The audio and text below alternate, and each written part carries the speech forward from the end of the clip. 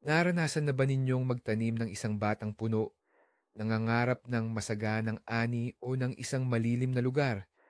Tapos pagdating ng tagsibol ay kinain na lang ang tuod nito ang natagpuan ninyo. Pamilyar na sitwasyon yan at nakakainis, hindi ba? Ngayon, aayusin natin ang problemang ito minsan at para sa lahat. Ipapakita ko sa inyo ang tatlong garantisadong paraan para protektahan ang inyong mga punla mula sa dalawang pangunahing kaaway sa taglamig, ang mga daga at ang matinding lamig. At nangangako ako, isa sa mga paraang ito ay talagang magpapahanga sa inyo sa sobrang simple at galing nito. Alamin muna natin kung bakit nga ba napakadaling dapuan ng pinsala ang mga batang puno. Ang balat ng puno nila ay napakalambot pa, manipis, at higit sa lahat, para sa mga daga, matamis. Para sa mga field mice at kuneho, ito ay isang tunay na delicacy sa taglamig na salat sa pagkain. Kadalasan, ang mga daga ay kumikilos malapit sa lupa, sa ilalim ng niebe, habang ang mga kuneho naman ay kayang ngat-ngatin ang katawan ng puno hanggang kalahating metro ang taas. Kapag kinain nila ang balat ng puno ng paikot na bumubuo ng singsing, tiyak na mamamatay ang puno. Ang lamig naman ay delikado para sa ugat ng puno at sa mga bagong sanga, lalo na sa taglamig na walang niyebe. Okay? Ang unang paraan at ang pinakamaaasahan ay ang pisikal na proteksyon. Matatawagin natin itong pagbuo ng kuta or building a fortress. Napakasimpleng ideya. Kailangan nating gumawa ng harang sa paligid ng batang puno na hindi kayang ngat-ngatin ng mga daga o iba pang peste. Parang sinusuotan natin ng matibay na baluti ang ating halaman. Ang pinakamadali at pinakamodernong option ay ang espesyal na plastic net para sa mga binhi or batang puno. Malamang nakita nyo na ito sa mga garden center. Madali lang itong ikabit. Hindi nito sinasakal ang puno. Hinahayaan ang sikat ng araw na makapasok at tumatagal pa ng ilang taon. Isa itong magandang pagpipilian kung kaunti lang ang inyong mga puno. Pero, paano kung limitado ang ating budget?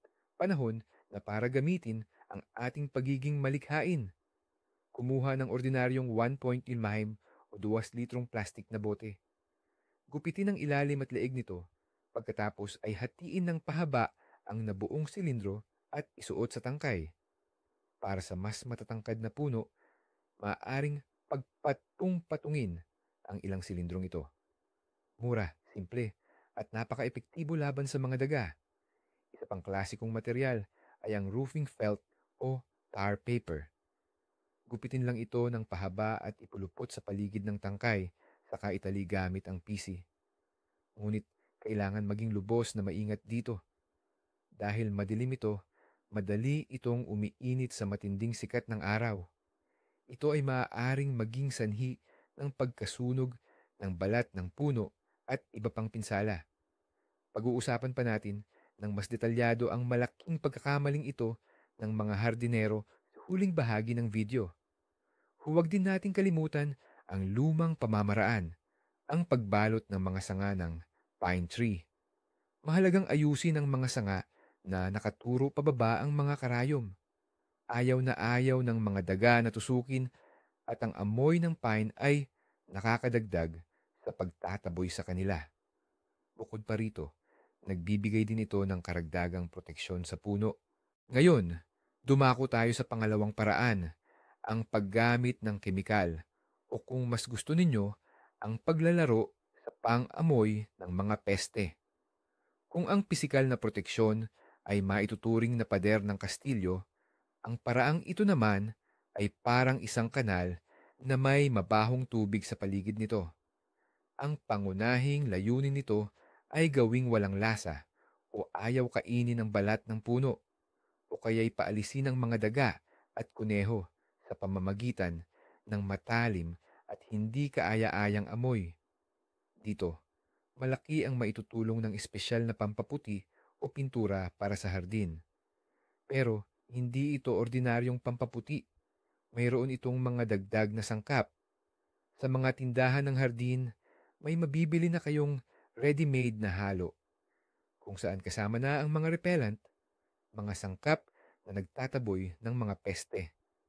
Maraming batikang hardinero ang mas gusto pang gumawa ng sarili nilang timpla sa pamamagitan ng paghahalo ng kaunting copper sulfate o ng mabahong kriolin sa ordinaryong pampaputi. Ang amoy mula sa ganitong timpla ay, sa totoo lang, kakaiba. Pero iyan mismo ang kailangan natin. Para sa sensitibong ilong ng daga o kuneho, ito ay isang malakas na babala na magtutulak sa kanila upang lumayo at huwag lumapit. Kung mas gusto ninyo ang mga tradisyonal na pamamaraan, ang pinakamainam na gamitin ay ang birch tar. Ito ay napakakonsentrado at amoy na amoy. Maaari ninyong ibabad ang mga lumang basahan o piraso ng sako dito at saka isabit ang mga ito sa mga mabababang sanga ng puno. Sa ganitong paraan, makakagawa kayo ng isang uri ng mabahong bakod sa paligid ng inyong hardin. Ang tanging dehado sa paraang ito ay ang maikling bisa nito. Dahil sa ulan, niyebe at hangin, unti-unting nababawasan o nawawala ang epekto ng ating amoy na panlaban. Kaya naman, maaring kailanganing ulitin ang paggamit nito sa buong taglamig, lalo na pagkatapos ng malalakas na ulan o pagtunaw ng yelo upang mapanatili ang epekto. At narito na ang pangatlo, ang pinakamabusising diskarte. Tatawagin natin itong agrotechnical. Hindi lang ito iisang gawain, kundi isang kumpletong set ng mga hakbang na lumilikha ng napakahirap at hindi komportabling pamumuhay at paglamig para sa mga daga sa inyong bakuran. Sa madaling salita, parang sinasabi natin sa kanila, hindi kayo welcome dito. Humanap kayo ng ibang lugar. Nagsisimula ang lahat sa taglagas pa lamang. Pagkatapos ng huling paggupit ng damo, siguraduhing alisin ang lahat ng labi ng halaman, tuyong dahon, at mga damo malayo sa mga puno ng bagong tanim. Ang tumpok ng dayami o uhay na iniwan para sa taglamig ay hindi lang simpleng silungan. Ito ay parang isang five-star hotel para sa mga daga na kumpleto sa libreng pagkain at tirahan. Huwag ninyong bigyan sila ng ganoong kaginhawaan. Ang paligid ng puno ay dapat laging malinis. Pagkatapos niyan, hintayin natin ang unang pag-ulan ng nyebe. Kapag umabot na sa 10-15 sentimetro ang kapal nito, isuot ang inyong mga bota at magtungo sa hardin. Ang ating layunin ay apakan at siksikin ng husto ang nyebe sa paligid ng bawat bagong tanim sa loob ng kalahating metro na radius. Bakit? Dahil sa taglamig, hindi tumatakbo sa ibabaw ang mga daga. Humuhukay sila ng mga lagusan sa ilalim ng malambot na nyebe, malapit mismo sa lupa. Ang siksik at naapakan na nyebe ay nagiging isang hindi malalagpasang harang para sa kanila, parang isang pader na yelo. Napakahirap para sa kanila na humukay ng lagusan sa ganitong uri ng panangga. Pero pagdating naman sa proteksyon laban sa matinding lamig, ang niyebe ang ating pinakamatalik na kaibigan. Sa kabaligtaran, kailangan itong ipunin sa paligid ng puno upang makagawa ng mainit na tumpok. Ngunit may napakahalagang detalye dito.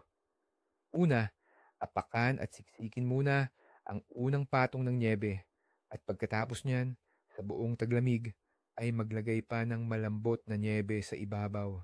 Ngayon, dumating na tayo sa pinakamahalagang punto na aking binanggit. Ito ang pinakamadalas at pinakamalalang pagkakamali na nagagawa kahit ng mga batikang hardinero. Masigasig nilang pinoprotektahan ang puno laban sa mga peste, ngunit sa sarili nilang kamay, sinisira nila ito dahil sa lamig.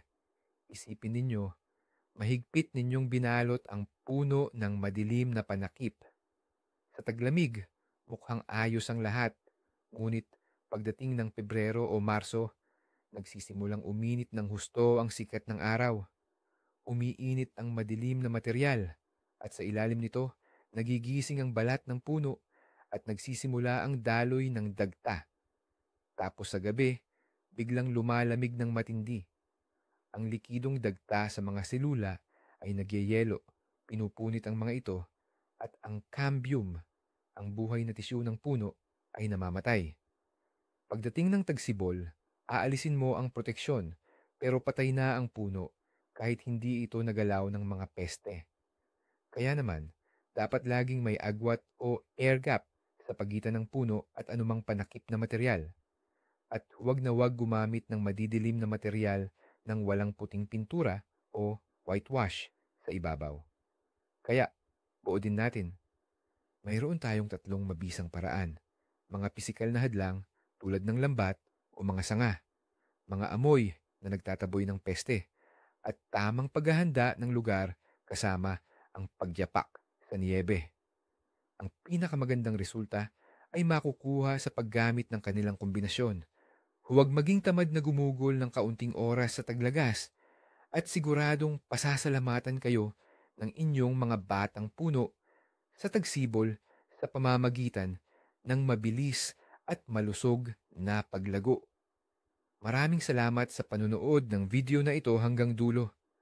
Kung naging kapaki-pakinabang ito para sa inyo, pakisuportahan kami sa pamamagitan ng pag-like at pag-subscribe sa channel upang hindi ninyo mapalampas ang aming mga bagong tips. Ngayon, may tanong ako para sa inyo. Ano-ano ang mga subok na paraan ng pagprotekta sa puno ang ginagamit ninyo?